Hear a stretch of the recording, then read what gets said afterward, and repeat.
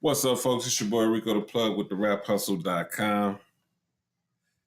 Going live for a minute, man. A few things I wanted to talk about, man. First, yesterday I did a platform talking about raising of the bars in the music game, in the rap game specifically, because hip hop comes from people really being creative with their art, and Kendrick has brought it back to that. So we on a mission to raise the bars around here at the RapHustle.com. I'm excited to see the young generation get creative with the music again, and that's what I'm looking forward to. So if you have any, if you are a young artist or you know any young artists, these old cats, they too old, bro. You know what I'm saying? They stuck in their ways. They really ain't finna do nothing else for the culture right now. So we need the young generation to tap in. That's what I'm looking for. I'm looking for the young generation to tap in. So if you got some nieces, nephews, uncles, or whatever, cousins or whatever that do music, do any kind of entertainment, man, tell them to come sign up to the RapHustle.com. Because we raising the bars around here on all the entertainment when it comes to our culture. So I'm gonna just put that out there. You know what I'm saying? I said it here first. We are raising the bars out here when it comes to our culture. Yes. So if you're expecting to see some ratchetness and get some gossip about, you know what I'm saying, the dumb stuff, you at the wrong channel. You know what I'm saying? This might not be the channel for you. But if you like having intellectual conversations and, you know what I'm saying, getting familiar with up and coming independent entertainment, because you never know who's the next Kendrick Lamar. But we guarantee that you're going to find them here, because that's what our mission is. Our mission is to find those diamonds in the rough, man. You know what I'm saying? And as an artist myself, we are always willing to get behind a young artist with a passion and a consistency for this music thing. They might not have the right team behind them, or they might not have the right answers. They might not know which way to go. They might need a little bit of guidance, you know what I'm saying? Some mentorship. That's what we're here for. So I'm looking for all the young, independent, up and coming producers, artists, videographers, comedians. Tap in with the RapHustle.com. 10 years from now, the landscape of hip hop, we all should be in control of it. We shouldn't be worried about what Lucian Grange is doing, or what any other record label or anything like that, or any outside entity is doing when it comes to what we created. We got to take on this situation and look at it like how President Ibrahim Traore is looking at it in Burkina Faso. We are an independent state, and we can maintain ourselves independently. Hip hop can maintain itself independently. When you got up and coming media platforms, where once before we even have opportunity to have our own television networks, now we have that opportunity and we have those things. So now what we need to be doing as a collective, we need to be looking to push the culture forward. And everybody's not going to be with this. I'm talking about the people who are with it, looking to push the culture forward in a tasteful manner that upholds our people to a higher standard. Because I'm seeing some things that's just like really disturbing to me, man. It's really, like, I don't even know what to say about what's going on in the world, especially with our young men, the young black men that, I don't know who made this term, the YNs, you know what I'm saying? I understand what it means, but to specifically like give it a term like that, and knowing that our people will take that as a term of endearment, and then the negative commentation that comes behind the YNs, like, oh, the YNs don't play these days. Oh shit, you can't, boy, they shooting up everything. That type of narration being heard and driven throughout our communities is what's bringing out the energy that we have, because it's like people are almost celebrating that shit. I've seen some disturbing shit within the last couple of days, bro. But even here in Minneapolis, like to hear that, and I don't know if my mic is on. Is my mic on? First of all, let me check my mic because I be doing these things because I see it moving.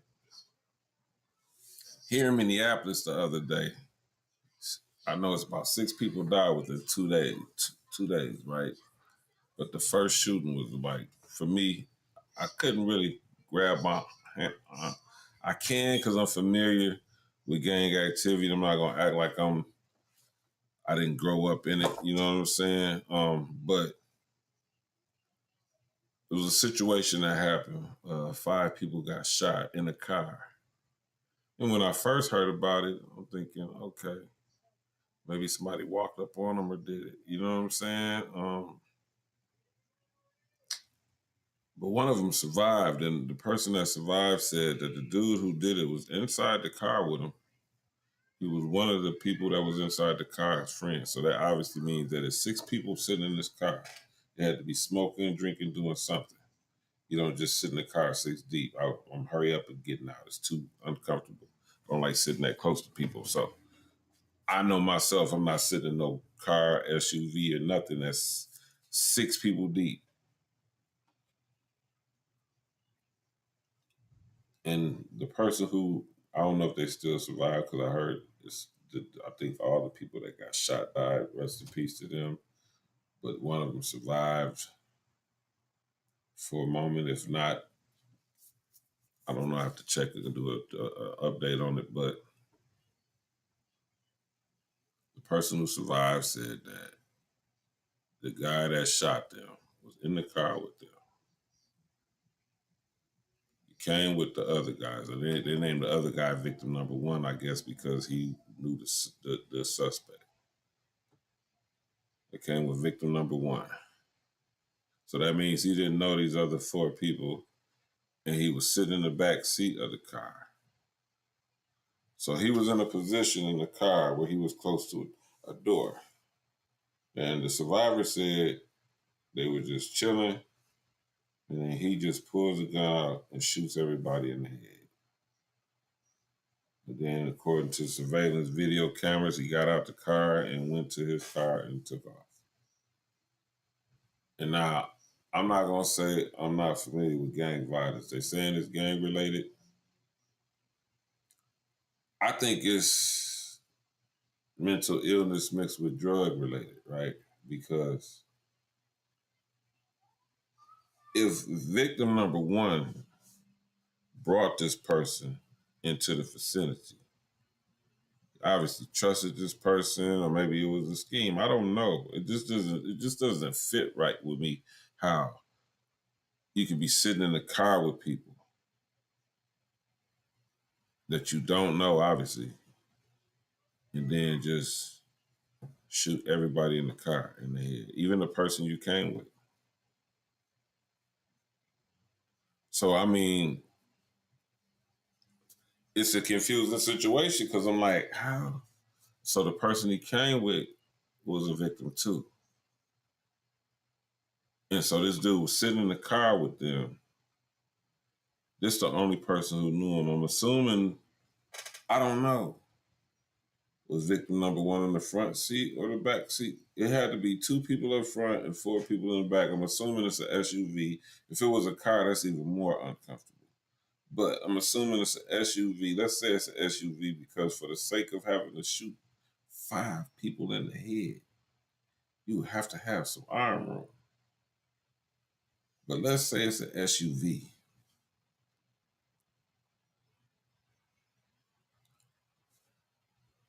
This guy who did this thing, now, you came with this man here, but you killed everybody in the car. Was this your friend? Did you know him? Did y'all just meet? Then I started to talk about it because the next day they were saying that, I guess this was a headline too. I found that out later. They said the headline read, "The suspect has ties to the mob." That's what made me, just hone in on what was going on because I'm like, okay, shit. They said the cleaner. You know what I'm saying? Like 5 people. one car that was a cleaning action. So I'm like, ooh, the mob in town collecting. So that's what made me pay attention to it. And I'm hearing the situation. So obviously there's a gang called the Native Mob in Minneapolis, indigenous people. Minnesota has a lot of indigenous people. You could tell I got some indigenous in me. But the gang aspect of it makes sense a little bit, but then again it doesn't make sense because I'm looking at it like, okay, so if this dude that nobody knew, was he one of the ops that they just so comfortably let him in the back seat behind them for him to do that? Or obviously they was comfortable with this guy for him to be there to do that, and for him to take out the one who he came with. That means that they weren't cool either. Like, obviously, he must have thought they was for him to be sitting in the back seat behind everybody. Like, but I'm just saying that to say it's weird what's going on in this world today, and a lot of people like to blame it on the hip hop. I'm not gonna say that hip hop don't have a part to do with it, but I would put at least 70% of the actions of the young generation on those video games. You sitting around the house all day playing video games where you shooting people, you taking their cars, you doing this shit. It's to the point where they doing it so blatantly in front of the police. And I just came up on a video with Trump, I guess back April 20th, because I quit watching the news. I guess around April 20th, he was threatening having the U.S. Marshal, calling martial law in the black communities. In the black communities, as if, I don't know, making America great again, I guess. But I didn't know until now. I know obviously it's past April 20th. That hasn't happened. But I'm just paying attention to it like, oh, damn. So I'm gonna tell you something. When I ask, when the tower jump, okay, I gotta take it back. I gotta take it back. I'm an OG, so I could take it back. In 1992, there was a war going on. A war that was put in place. Actually, what they told you it was for wasn't what it was for. I had read a book about this move called Pax Americana. That's Pax Americana. It was a book that was written by some cabinet members of George Bush Sr. They wrote it when he was the vice president with Ronald Reagan. And the book is called Pax Americana. I'm not much of an avid reader. I didn't read. I skim through and I get the points that I like and I keep it moving. I don't remember titles. I mean, I remember Pax Americana for sure. I remember that, Pax Americana. And what it was a theory piece that these folks did that were a part of George Bush's cabinet, George Bush Sr., when he became president, but when they wrote it, he was the vice president with Ronald Reagan. It's called Pax Americana, basically saying in order to rule the rest of the world, we have to make it one government. So Pax Americana means one America. That's basically what their ideal. And they were like, in order to do that, we will have to take Saddam Hussein and his regime down because they are our biggest problem in the Middle East. And it wasn't even a problem then with America. It was just, this was before they made it a problem. This is what the book was talking about. And y'all bear with me. I'm going to tie it all in.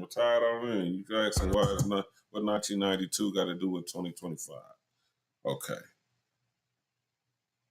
They went to Iraq. Whatever they went to go do, that mission failed. But in the book, it was talking about taking down Saddam Hussein in order to put fear in the Mid-Eastern region in order to control and let them know that America's not playing pretty much. You know, we got to take down the shit. When you come to the prison, you got to take down the bully, whatever. You go to school, you got to take down the bully. So basically, for them, taking Saddam Hussein out the picture and taking over his regime was the best way for them to get into Iraq to take control of the oil and all that. So I got cousins and family members that I grew up with that were involved with that war in '92 who went there. And I never was the one that wanted to be in the army. You know what I'm saying? I don't really subscribe to the mindfuckerification. But I had cousins and stuff that went over there, and I seen how it transformed their brains and the way they think and the way they move. And it also come with growing up and seeing things. Like when you that close to death and watching, you got to watch everything around you. You get a keen sense of different things that where sometimes your sense of humor just evades you. But I'm saying all this to say, at the time when they went over there,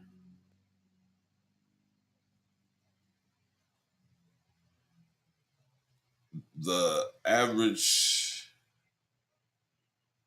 thug, I'm gonna say thug. I ain't gonna say thug because I don't like that word. I mean, thug life. What Tupac was talking about, I fucked with that, but I don't want to say thug because that's a lot of.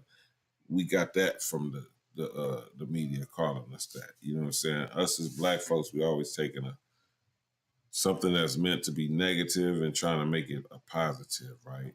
And sometimes to to the detriment of ourselves. You know what I'm saying? And most of the time to the detriment of ourselves because you really can't make a positive out of a negative.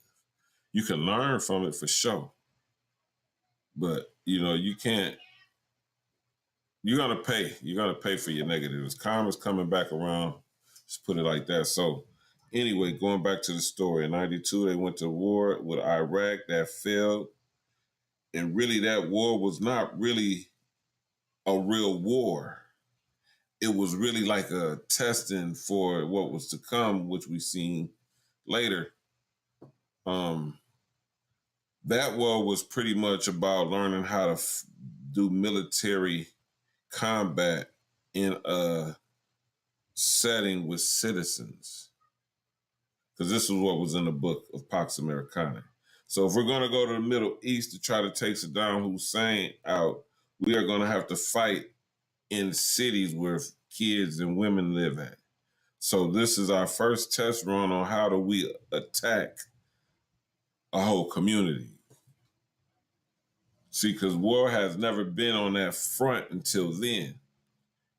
And if you don't believe me, do your research. They didn't do war in inner city like community type wars, bro. Like they was doing then. You know what I'm saying? And that first time it was practice, they had to back up off of that.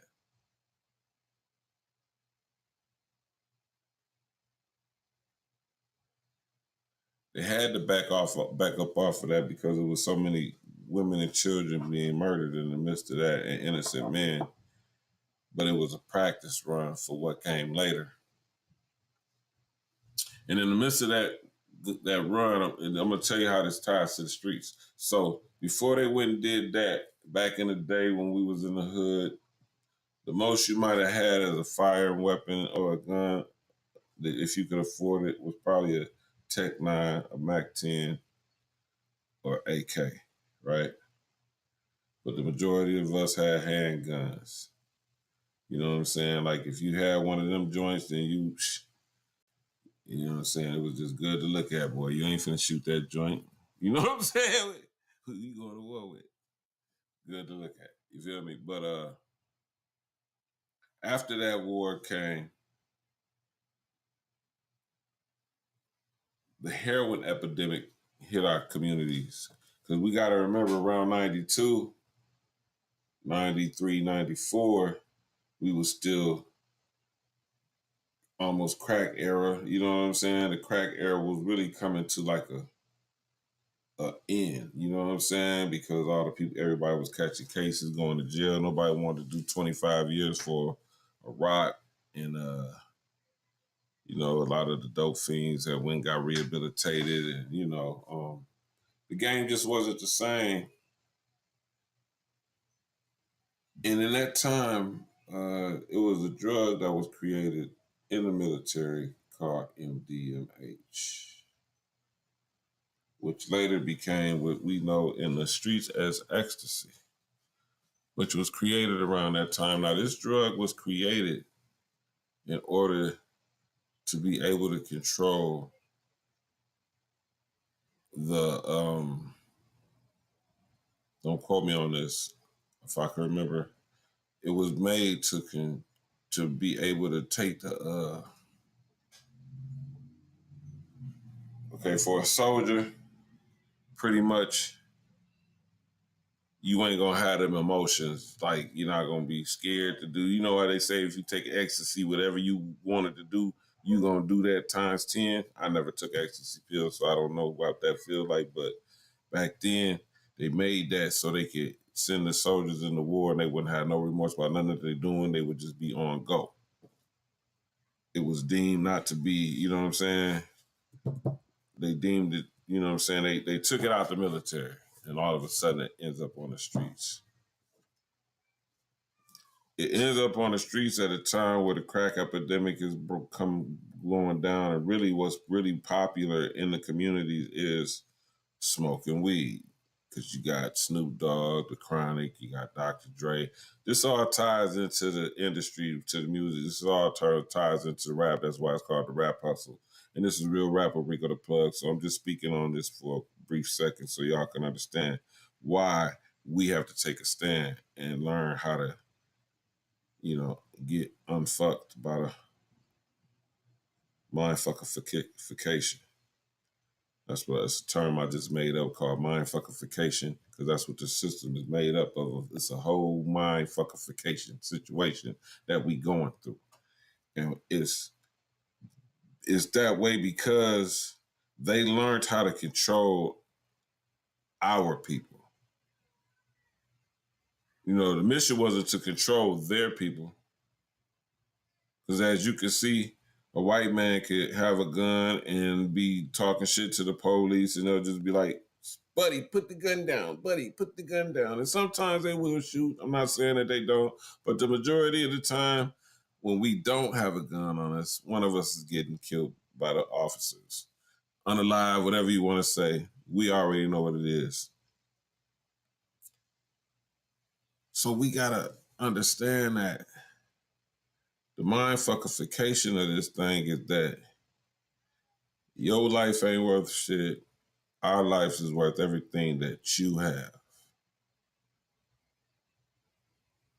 What do you mean by that, Reed? Well, everything that our people create, everything that we come up with, everything that we do, they try to mimic it. When are we trying to mimic anybody else? Do you walk around here trying to sound like you Chinese? Do you walk around this motherfucker sound like you from Asia? Do you walk around this motherfucker sound like you from Pakistan, dressing like a Pakistani? Do you walk around this motherfucker dressing like a Spanish guy? No, you don't. But around the world, there's people that are dressing and acting and talking and doing exactly what me and you do. Some of them think they're doing it better than us. Drake. And with that being said, we'll get fed by the mindfuckification system the bullshit that, yeah, Drake is the best hip hop artist in the game. Yeah, Eminem is the best hip hop artist ever.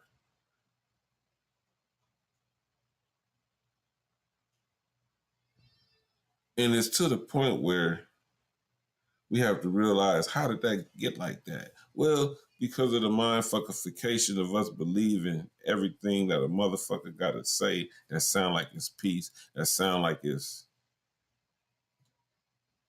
promising. We accept it. Why? Because we God-natured people, and that's the one thing they do know about us. That's why they're always using God against us, and they're always using it against the people that we may look at in a different light. I'm not gonna say hold on a pedestal because I don't hold nobody on a pedestal. You know what I'm saying? But the people that we look at in a different light and aspire to be somewhere in the positions that they're in, probably not be them, but at least if I could be in a position like that, it can help my family and help me. But you have to know and understand the only way you're gonna get to that position within their mind fuckification system is to let the mind fuck continue to go. Matter of fact, the mind fuck turns into a body fuck. If you're willing to put up your body for it, man, go right on ahead, do what you got to do. You think it's a conspiracy if you want to. That means more than just giving up your body like in a sexual manner. It's a lot that goes into that, man. When they get to talking about how unmarketable you are, you need to do this to yourself, you need to do that to yourself, or you don't want to do that. Well, I don't think we can do anything for you. And look, you got this contract with us. What are we gonna do? You're gonna do it or not? When you get to that point of the game, then that's when you caught up in a catch-22. Because you know why? Because they own you. When you sign that record deal, you signed over you.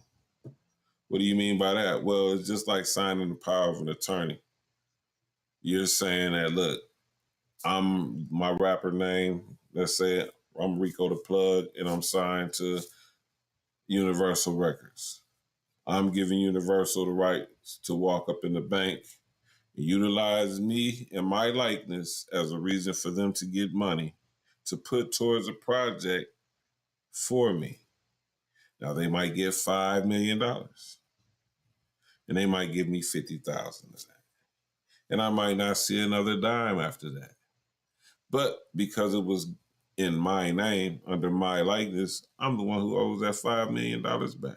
That's as simple as I could put it for you artists. If you're listening now, if you watch this on the playback, I hope you catch that gem. There's more to come if you stay plugged in. Sign up for the raphustle.com, create your hustle's profile page, and let's hustle together. Now back to the main point I'm making. You had the ecstasy, but before ecstasy, we were smoking weed, and we had, if anything, a Mac 10 or AK, or what was the other one I said? Mac 10, AK, Tech 9. And you ain't want no Tech, them bitches jammed all the time. I don't even think nobody's still on a Tech. If you still own a Tech, boy, you better be out there trying to make sure that motherfucker still, do they even sell bullets for it? No, I'm just messing with you. But check it out. So they introduced us to the MDMA. It's called ecstasy. Now, at this time when ecstasy come out, before ecstasy came out, popping pills was nothing that we did in our community. To this day, I don't even want to take a headache medicine. I'd rather go to sleep. But before that time, it it was unheard for us to be popping pills. Now, I'm not saying nobody in the hood did, because of course people have went to the doctors and stuff and got hooked on medicine that the doctors gave them, but it wasn't like a rampant thing. Like, it wasn't like, oh man, I got Percocets for sale. Like, nigga, the doctor prescribed me some Percocets, nigga, I'm selling the whole time. Wasn't none of that going on, bro. You know what I'm saying? Until after the ecstasy came through. Ecstasy came through, niggas started doing weird shit in the hood. I ain't gonna lie to you, bro. It was weird motherfucking shit going on in the hood, bro. I was hearing some weird stories. That was around the time I left and went to Atlanta. Like, yeah, cool. You know what I'm saying? I'm finna go find me something else to do. So, fast forward, you got the ecstasies out there. Niggas is used to popping pills. MDMAs get weak. They introduce these niggas to the meth pills. From there, Molly's, it's anything they can put their mouth on. Hell, so even some of the niggas who sold crack went to smoking crack too. But after that, it was anything black folks can get their hands on to get high, to escape whatever reality they trying to escape. I don't know. I have no idea, man. I'm the type of nigga that face all mine. You know what I'm saying? Head on, bro. Like, I'm not gonna be drunk going into this shit. It might not be a good outcome if I do that. So let me keep my mind focused. But so now we get to the point now where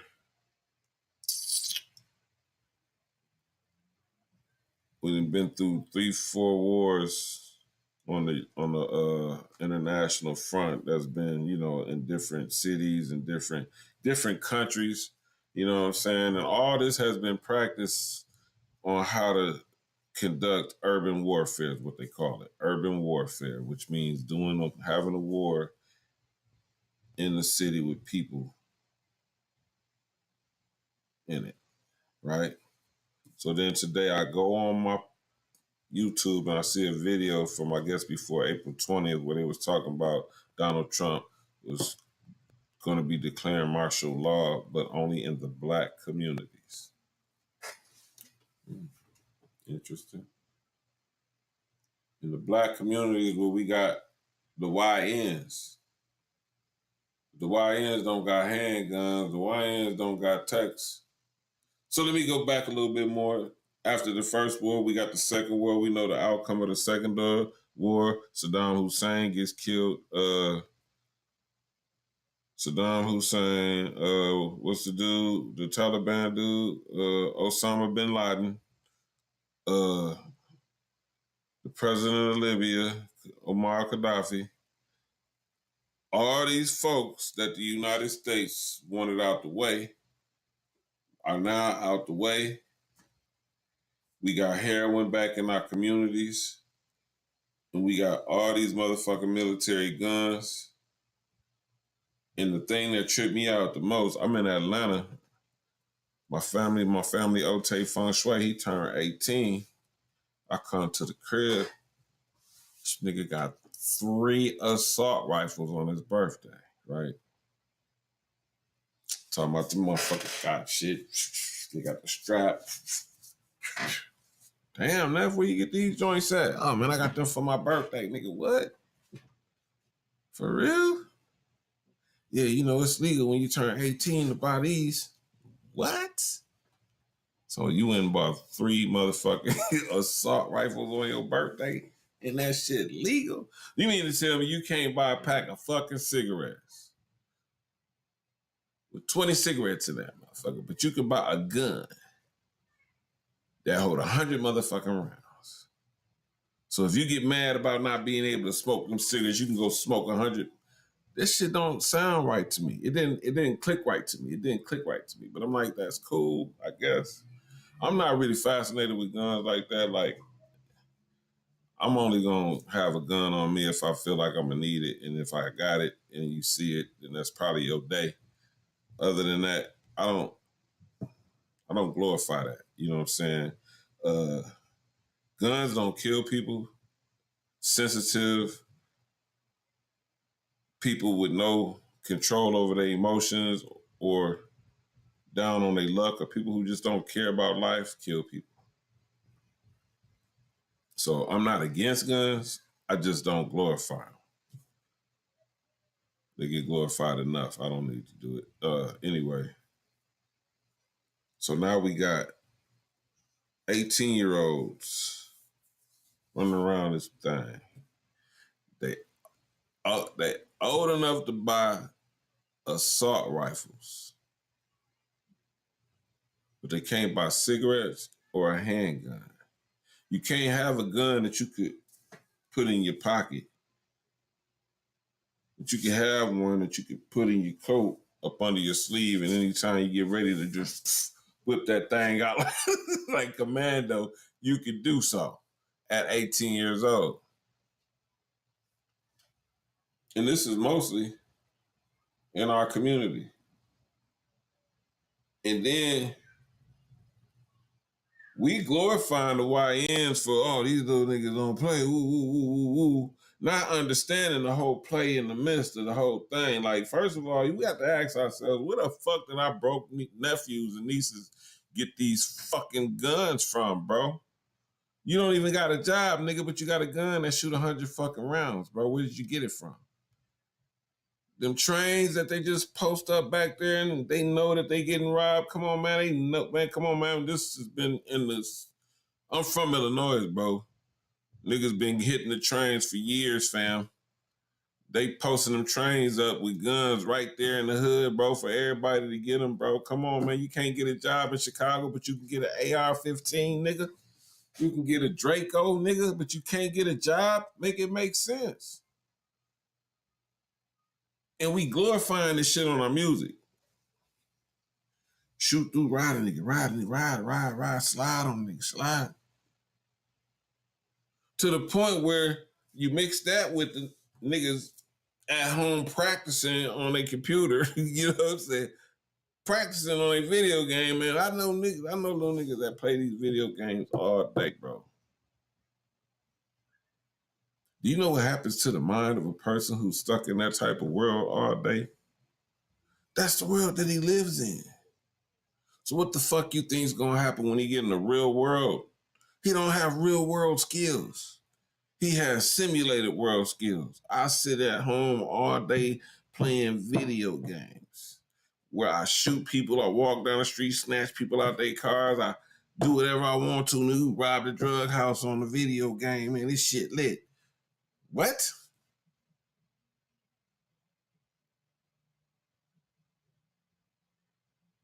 Here's the mindfuckification.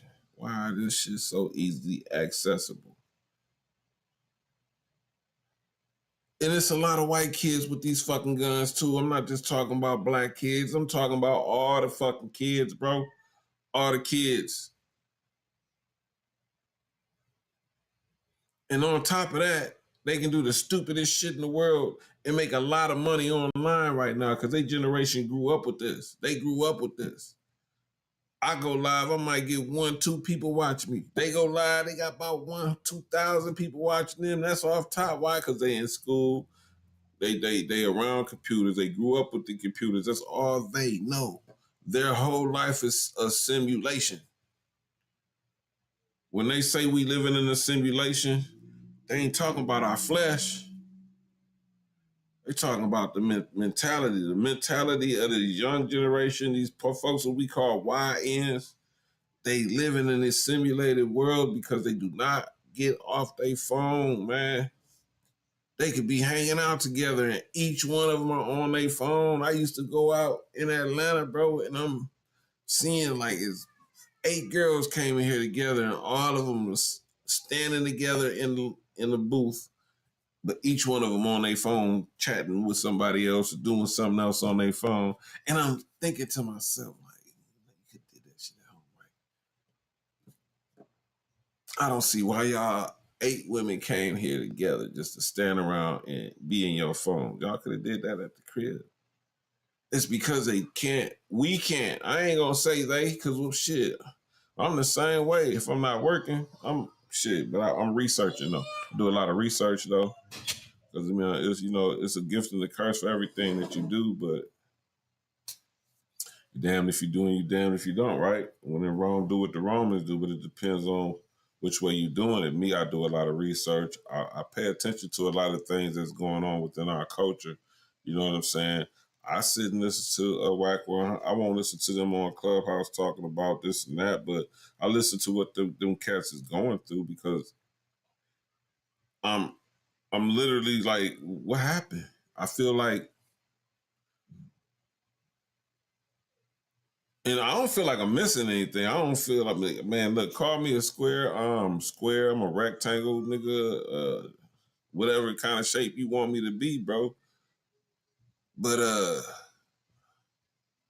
since when did 50-year-old men online gossiping become something cool to do? This is why I don't do a lot of podcasting, because it's like, in order to get your numbers up, you got to really just be talking about everything that everybody else is talking about. And I've never been cool on what everybody else is doing. Not saying that I'm better than anybody, but it's like somebody got to do something different. I mean, we can talk about this shit in one way, but we got to have a real conversation about it in another way, though. You see what I'm saying? I mean, we could talk about the Drake and the Kendrick beef, man, but let's talk about the mental issue that evolved from that. Like, it's a mental issue that evolves from that when you got people who are really, really upset because somebody lost a rap battle, bro. Like, and you got cats online talking about doing something to somebody because they beat them in a rap battle, bro. Like, We that sensitive now, bro. Like, there's probably a nigga looking at me right now like, I don't even like that nigga dreads. Man, I'll shoot this nigga when I see him. I can't stand his dreads. And that's weird, bro. But if you're hating on me, feel free to hate on me openly. Make sure that you share the link to the raphustle.com. Let them know Rico, RIC, the plug, THEPLUG, is Rico _ the plug on IG. And it's the Rap Hustle _ COM on IG, Facebook, Instagram. Make sure that you follow me. I got more for you to hate on if you're a hater. If you're somebody who enjoys our culture for what it is, and I'm not talking about what it looked like, I'm talking about for what it is, this is a place to be, man. Like, it's still people who not with that. You know what I'm saying? It's still people who don't. Like, they wish they could find some good music to listen to, but all they stuck with is what this dumb stuff that they keep seeing. You know what I'm saying? Like, we got a lot of hot artists on our platform, man, from all over, man. You know, from all over, man. Like, I'm promoting people from all over, man, because it's God energy everywhere, man. And, you know, that's what we bring to the table. God energy, man. And God's energy is love, man. And shit, I love those who love me just like I love those who hate me, man. You know what I'm saying? You know what I'm saying? I might love the niggas that hate me more. I ain't gonna lie, because, boy, them the motherfuckers that's gonna help promote your shit. And if you want to, you can become an agent for the raphustle.com too. Sign up and DM us. Let us, you know what I'm saying? Send us a message if you want to know how you can become a TRH agent in your city and help put the people on that do content in your city. Give them a slight. You can have your own, you know, interview show, whatever, your podcast show. We're looking for people to share time and space with on this platform. And you got to be serious about what you're doing, because we're serious about what we're doing. It takes a lot of money to do this. You know, I know a lot of people just turn on their phone and go live and talk, but this is something, this ain't that. I'm pretty sure you can see that by the looks of it. This ain't that. This is the rap hustle, not the cap hustle. So back to what I'm talking about. The reason why we have to take a independent stance on our culture and make sure that we are the ones that are controlling the narrative around here is because, first of all, we can now. So there's no fucking excuse for it. You know what I'm saying? Don't excuse my motherfucking French. That wasn't French. That was pure English. We don't need no excuses. We don't have any excuses. We can no longer say, well, they made me do it. Yeah, they created this mindfuckification system, but you can get out of bed with them. You know, you could actually get up, put your clothes back on after you get through getting fucked and leave. Did you know that? Yeah. Once you realize, wait a minute, nigga, you raping the shit out of me. You can put your clothes on and get the fuck up and leave that situation. And leaving it, not physical, mentally.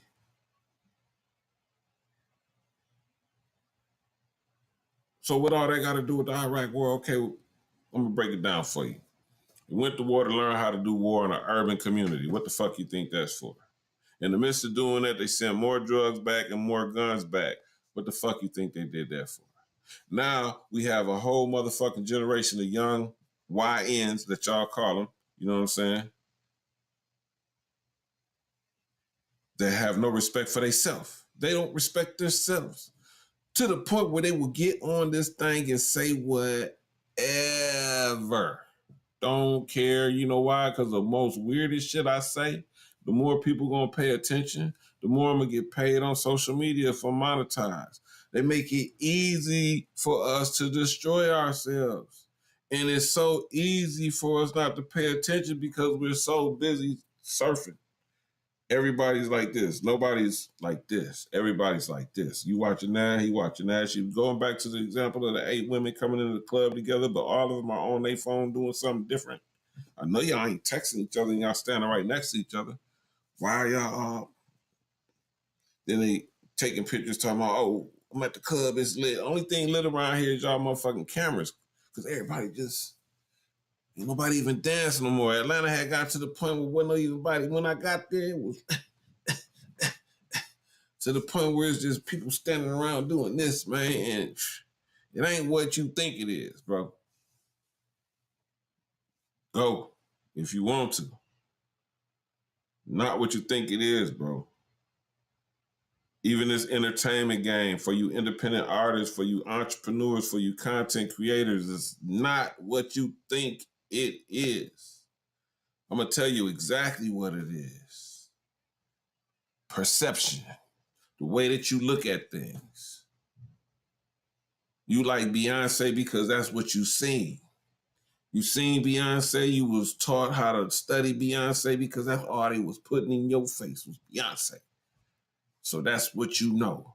Now, you get an opportunity to meet Aaliyah Music, I Am Vibes, Cheyenne Janae. Because we have the opportunity to create our own networks, push our own narrative, stand in one accord, united front with our own media, Associated Press. They got their agenda, we got our agenda. Ain't nothing wrong with an agenda. It's a plan. That's what an agenda is. What's on the agenda for the day? It's a plan. You don't got a plan, you plan to fail. Period. We got to be quit getting scared of these words. Oh, it's a pyramid scheme. Everything is a pyramid scheme because it starts with one and then it spreads down.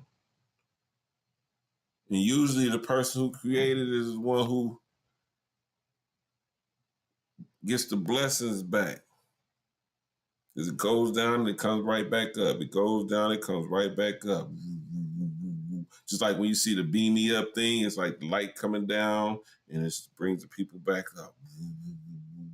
That's energy. That's energy. That's energy. Everything is a pyramid scheme. The pyramids was built to conduct energy, nigga. Energy, energy, energy, bro.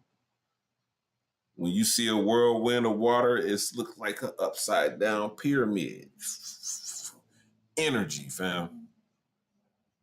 We're not creating any energy if we are not together creating a cyclone that starts from one and goes to all. And it's reciprocated and comes back and goes back out and it keeps doing this. Now you got movement. Now you got life. That's how a heart beats. Life.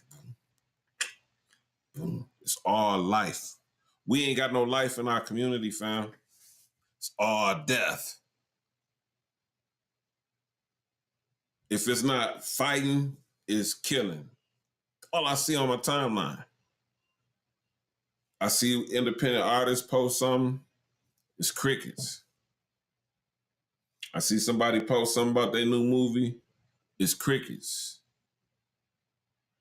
Somebody post something about 4 people got killed in Minneapolis. Oh, man, what?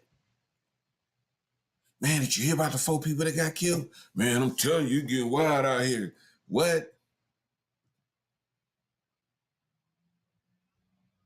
It's getting stupid out here. That's what it's getting. It's getting real stupid out here. That ain't wild. Nigga, motherfuckers been dying for years. So how could you blame us? The only thing I blame us for is spreading the fucking negativity, bro. You ain't got nothing positive to say. My mama said if you ain't got nothing good to say, don't say nothing at all, bro. That's why you don't hear much from me. Because if you ask me something, I'm going to be like, you want the truth or an excuse? Because I can't give you no excuse. You asking me something, I might hurt your feelings. I'm not going to lie to you. I'm going to keep it 1,000 with you if you ask me a question. So if you got a whack ass song, one thing I'm not going to do is discourage you from doing your creativity. I might say, yeah, I think you need to work on this, work on that better. You get your delivery together, you might be a cold piece, but keep working on it. I'm never going to be like, nigga, that shit trash, bro. Turn that shit off, nigga. Unless that shit trash now. And I'm hoping that you would know that before you ask me. You know what I'm saying? If you got some trash music, bro, Well, I'm gonna take that back because my little niggas. Y'all all know them. I've seen these little niggas come up. You're not gonna believe what I'm talking about. I'm gonna tell you the story first. So my little homies shot a video. We over here doing our thing. We in Atlanta. Chilling. We at the studio. They come down there to show everybody the video. They ask us what we think. I'm looking at the shit like, what the So me just being respectful, I didn't want to say, man, that shit garbage. I was like, shit, it's all right. You know what I'm saying? Like, it probably ain't my thing, but that's what you like. That's what I love. You feel me? I ain't gonna, like I said, I ain't gonna tell nobody this shit trash. But to me, I was looking at that like, boy, that's some trash. Y'all gonna be surprised what I'm talking about too. Like, boy, that's some trash. That's how I was thinking. I didn't tell them that. I was just like, yeah, that probably ain't my style, but I'm pretty sure shit, somebody gonna like it. You feel me? I didn't really know him that well to even be giving him the real. Because, if you know me, you know me. I'm going to give it to you.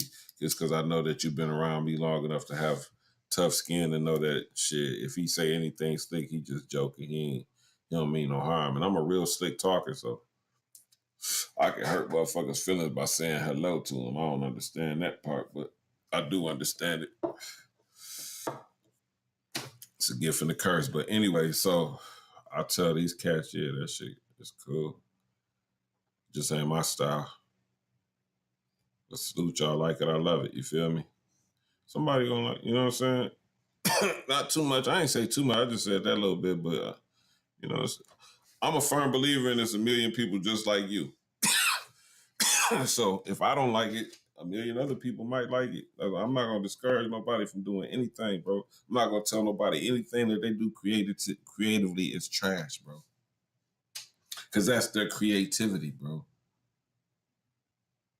If that's the case, somebody would have told Picasso his shit was trash. Like, what the fuck is these scribbles? Man, that shit trash. Instead, that shit like worth millions right now. So you can't say what's trash when it comes to art. And I done seen what I thought the worst of the worst go to be the trend. So now I'm gonna break the veil on who I'm talking about. So the Migos, when they first came out with that Trapped Out the Bando, nigga, we was at the motherfucking studio. Them niggas came over there and played that shit, was asking us what we thought about it. What you think about it, OG? Yeah, shit cool. Ain't my style though, but it's cool. You feel me? In my mind, I'm like, well, what the fuck is that? You know what I'm saying? I'm from the bar. I'm a bar star, man. What you talking about, man? Trapped out the bando, trapping out the bar with the boys on the window, trapping out with the boys on the window, trap out the bando, trap out. I'm like, nigga. And if y'all think I'm capping, I'm gonna put it like this: you go look up the Migos, Trapped Out the Bando. My homie Cheeto Gambino was on that song, the first version of that song. My homie Cheeto Gambino is where them niggas came up under. My homie Cheeto Gambino is the nigga who created the north side of Atlanta. He the one that, him and his people, they put the north of Atlanta on their back, Gwinnett County, because all the other cities had zones. You had zone 1 through 6. Atlanta was known, we don't go out there. That's how they looked at Atlanta from the people who live in Atlanta. I mean, they looked at Gwinnett like that. We don't fuck around in Gwinnett, nigga. You gonna fuck around and go to jail. That's all they gonna tell you if they was raised in the cities. They don't fuck with Gwinnett County. Gwinnett County is like Minnesota. For me, that's why I loved it, because everybody there is from different places. Like, the Migos, they from the South. They really from South Carolina. Like my homeboy whose studio that they used to go to all the time, he from Chicago. Like, it's just like Minnesota, people from everywhere. That's why I love the North Side, and I stayed out there for 20 years. You know what I'm saying? And I've watched a lot of stars be raised up out of that area. And I know the difference between the North and Atlanta. So when old girl said Gwinnett is not Atlanta, Gwinnett is not Atlanta. We just say north of Atlanta because it's the suburbs on the north skirts of Atlanta. You know, you go 85 north, you headed to the north side. That's what this means. This is outside the perimeters. If you know about the perimeter, you know about Atlanta, you know about the perimeters. This means outside of the perimeters. This is where Gwinnett sits when it comes to the map up north. So this is why you see them niggas doing this. This is the north side. This is a symbol that has been stamped all across the world by my homeboy Cheeto Gambine, aka North God. That's why he called himself North God, who I will soon be bringing to Minnesota, man, because he'd been here before too. He was actually on tour with Ritz. Ritz is an artist that signed Tech Nine. You know, he did the 85 North tour. Ritz from the North too. He did the 85 North tour. I got a picture. I'm gonna put it up on my thing. I got a picture with the 85 North in the hand like that, and they in the cloud, and I think they at the First Avenue here. That's why I put the picture on my post back. I was in Atlanta. It was out here. Like, yeah, shit, I need that picture. That's in my hometown. You throwing up that north too? Yes, I represent the north side of Minneapolis. I represent the north side of Minneapolis and the north side of Atlanta. I got this thing called Nationwide North Side. You know what I'm saying? I got a history, man. I tell you, if there was to write a story about my life, it had to be a trilogy about the good, the bad, the ugly, the boy, the man, and the thug in me, right? But I'm gonna go back to the story that while I'm saying what I'm saying before I get drawn off, because I do have to get ready for bed. But we have to take control of our culture, because if we don't, who will? It's as simple as that. If we continue to allow people to control what we create and then complain about these same people or how they doing us as the creators, then we ain't doing nothing but continuing to lay down and get fucked.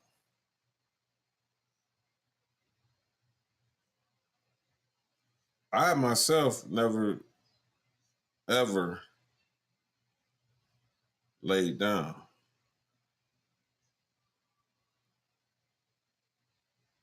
I live a Machiavelli lifestyle for a reason. Because I never lay down. So growing up, they used to tell my mama, my report card always said, he has a problem with authority. He has a problem with authority. He has a problem with authority. And I realized you're right, I do. Because I don't need authorization from anybody, and I can control my motherfucking self. Anything that I want to do in this world, I have already been told by my God that I could do it, that I'm here for that. That's what I'm going to do, with or without you. I don't need your validation. I don't need your system. I can create my own system. And the more we think like that as a whole, the better off we all gonna be, man. Our dollars don't even circulate in our community, bro. That's sad.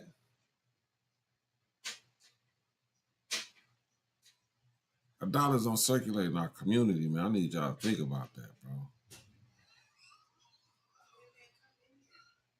And these folks talking about martial law on the black community.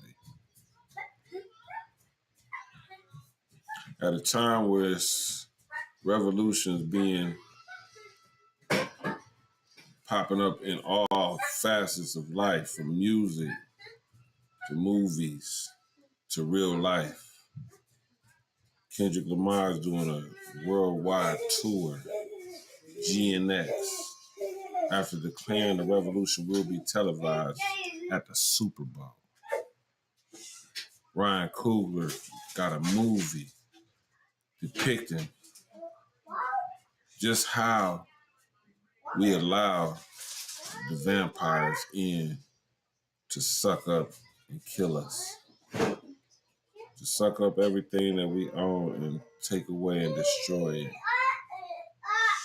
Then you got a 37-year-old president named Ibrahim Traore. Ibrahim Traore in Burkina Faso, Africa, leading a revolution in real time. Now, I know you might not pay attention to world news if you pay attention to the news at all. But I guarantee you they are not promoting this in the United States because this is a problem for the United States and their allies. Ibrahim Traore is showing Africa how that they can sustain themselves by being independent and not taking help from the outsiders.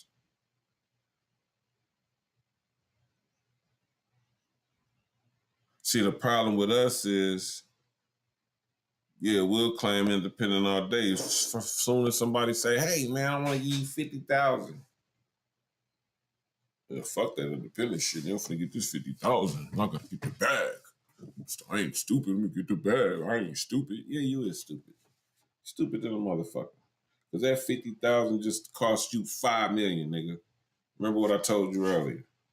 That 50,000 just cost you 5 million. You just got more like 5 million in your name, but they're playing with your money. They're gonna spend 2 million of that on your project and then overcharge you for everything that they say they doing for you.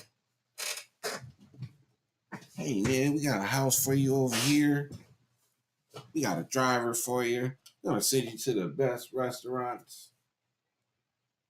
And you thinking, nigga, they love me over here, nigga. My label ain't never gonna, nigga. That's your money that they're spending on you. You'll find out when they give you the fucking bill, nigga. And they be like, yeah, you remember we bought you that office desk for your house? Yeah, that was $5,000. That office, the chair alone was $5,000. Nigga, this chair is $169. That motherfucker Office Max. Yeah, that's that Office Max. We don't do business with Office Max. Shit comes straight from China, nigga. But it costs you $5,000, just like your watch.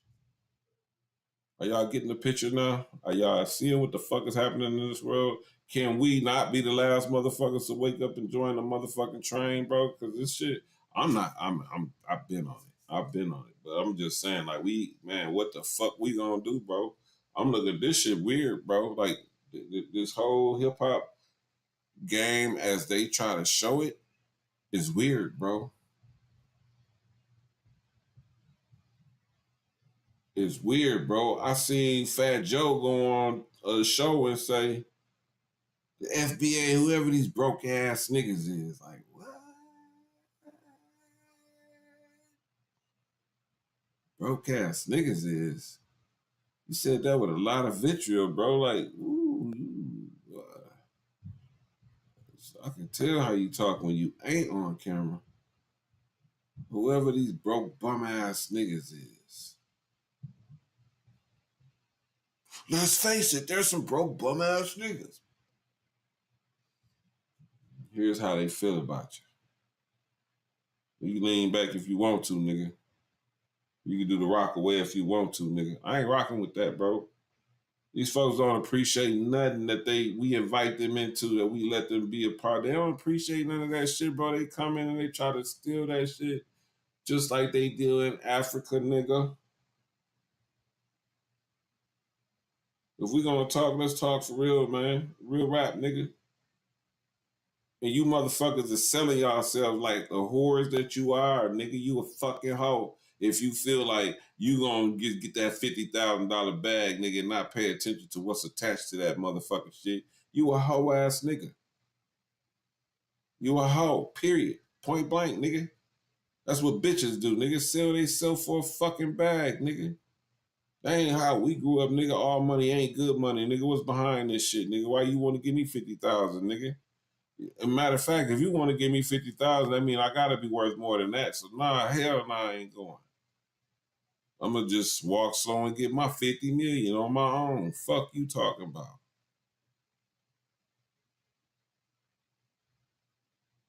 But because we gonna sign on that dotted line and we gonna be living it up, and then as soon as we have a bad conversation with one of our executives or something, and you try to stand firm on who you are as a person, and they're like, we the ones that release your money to you, right? Listen to how I'm saying this shit because there's some truth in what I'm saying. We are the ones that are gatekeeping the money that we got in your name, and we're spoon feeding it to you, and we can cut that off anytime we want to.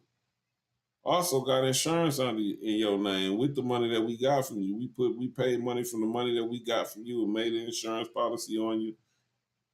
Oh yeah, we got control of your whole motherfucking destiny. Why you think we got insurance policies on you, fam? Remember that car we gave you? Oh yeah, it's that new shit. Yeah, ran by computers. Guess who else can control that car that we gave you? Oh no, Reek, what you talking about? I ain't talking about nothing. I ain't talking about nothing. Y'all keep going, zoom past me, keep going past me, keep going to see what academics talking about.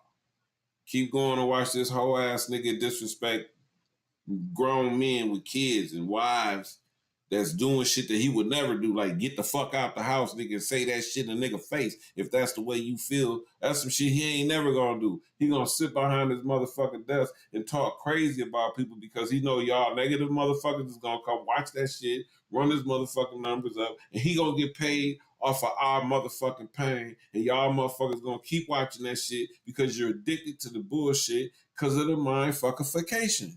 You been mind fucked, bro. Y'all been mind fucked into believing that this shit that you really think you standing on something, nigga. Them fucking shit, the ground is flaky as hell that you stand on. I don't give a fuck who you is. I don't give a fuck how much money you make, nigga.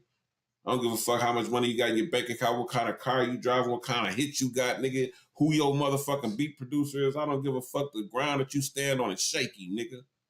If you believe that you're gonna do anything for a motherfucking bag and have some kind of integrity to stand on in your later days, nigga.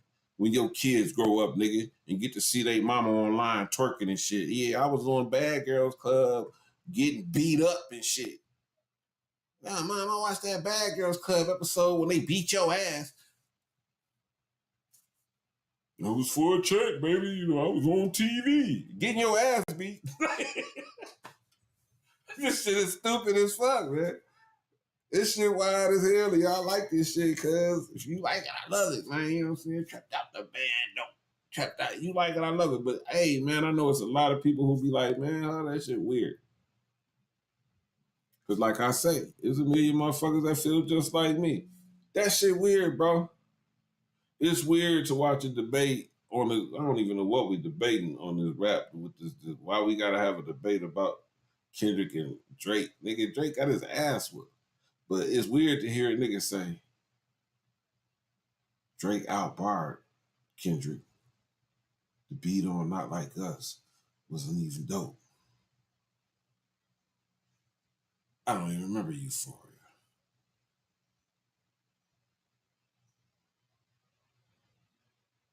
It's the mind fuckification that lead us as people to want to mind fuck our people. We want to mind fuck our people too. We call it finessing. Lying to a motherfucker just to take money out their pocket is not finessing, nigga. You finessing your motherfucking self. Because if you got people around you that you can finesse out of some money, that means they got some money that they can probably help you learn how to get you some money.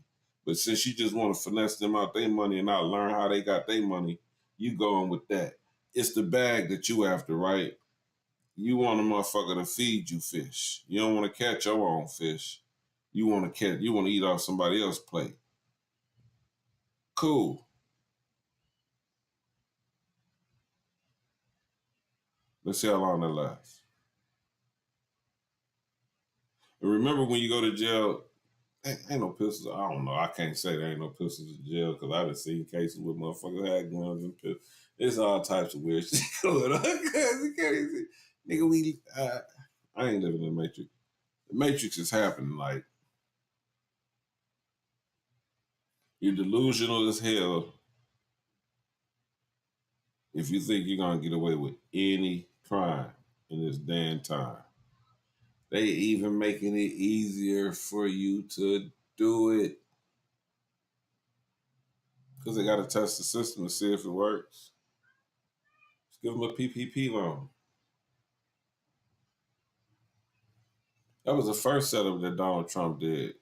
I was like, that's a setup. You mean to tell me they just giving everybody $10,000 after all these years and not giving niggas nothing? They giving everybody $10,000. Interesting. Gotta get that bag. And some people did it honestly thinking that it was something legal for them to do to get ahead.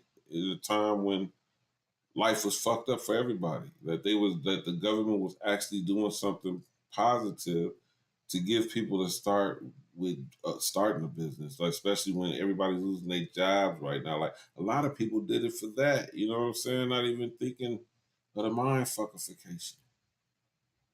The whole mind fuckification in the game. Motherfucker told me before, man, motherfucker got something to give you. It's a trick to it, bro. You better not take it. But then how could you resist in a time when there's no jobs, nobody's moving, everybody's been sitting in the house, nobody's made any money? We're going to stimulate the economy by giving out these stimulus checks and this PPP loans.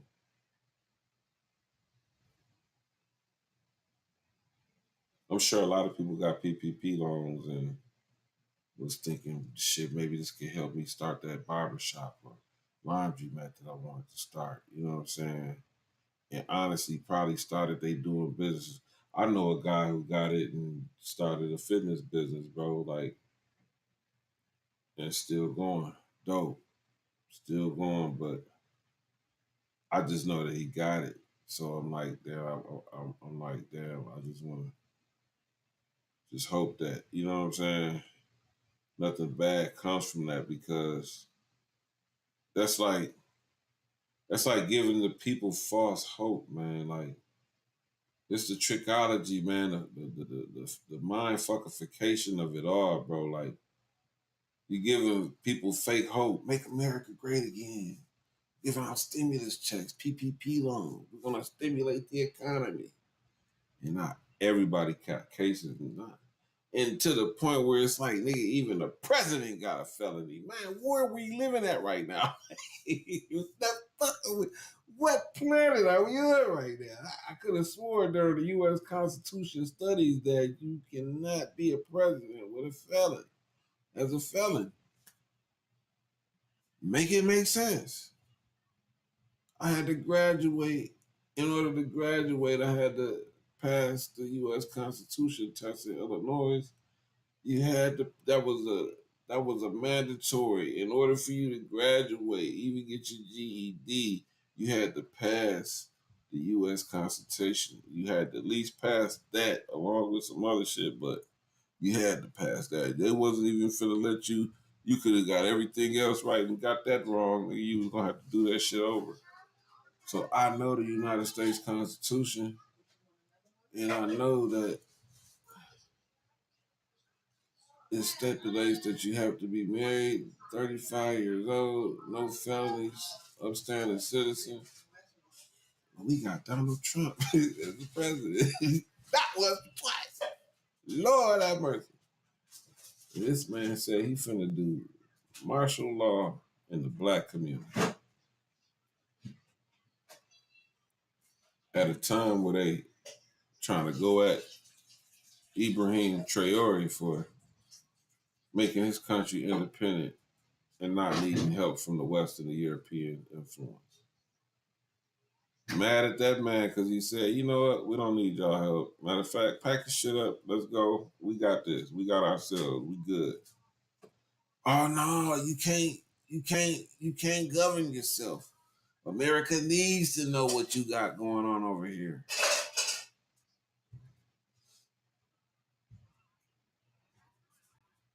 There was one African lady had asked him at one of them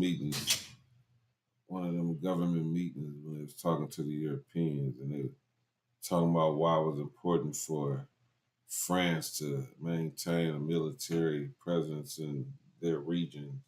And the lady said, okay, so you just mentioned the United States and all these other allies that you have. Let me ask you a question. Do you have a military base in their country? And the man couldn't answer the question. You know why? Because the question is, fuck, no, they don't have a military base in America. What the fuck you gonna do over here, nigga? You ain't finna have no motherfucking enemy in my backyard. But America wants to be the enemy in everybody else's backyard. Cosplaying as the big brother. We're here to help with our army. Meanwhile, you're sending your army out in the middle of the night to do reconnaissance missions and shit like that. It's called special forces, bro. You got shit going on. You starting shit just to get a reaction, just to put that shit on the news. Bro, like this shit is all fake, bro. That's why Trump said that, bro. He knew it's fake. He know it's fake. And he said, I'm finna fake some more. So let me let these folks know that this shit fake. So now you don't believe nothing. You can't believe anything. You can't believe shit that you see in front of your face right now. That shit could be Project Bluebeam. Motherfuckers, oh, I've seen these UFOs. Okay. Until the motherfuckers land and say, hey, you don't know what the fuck you see. You might have seen a UFO shit. You might have seen a fighter jet that looked like a UFO. Practicing on how to get from point A to point B in less than 30 minutes. Breaking sound barriers.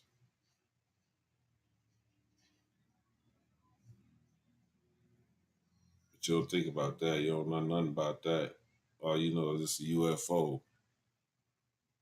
It's whatever the folks want it to be. Keep in mind, we have a guy named Elon Musk that has a company called Stargate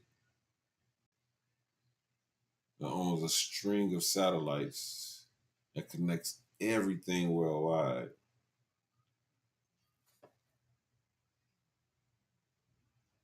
Notice I said a man named Elon Musk. Is he really a man? Could Elon Musk be an AI?